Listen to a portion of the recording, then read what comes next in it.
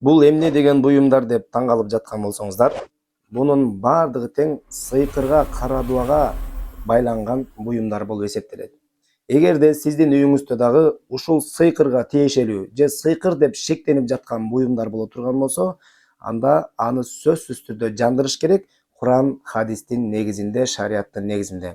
Эгерде кандай кылып жандырам деп коркуп аткан болсоңуз, анда сөзсүз түрдө алып келиңиздер. Акысыз жандырып беребиз. Эгер бул тура берсе эмне болот? Жандырылбай тура бере турган болсо, адамдагы сыйкырдын белгилери дагы деле жүрө берет.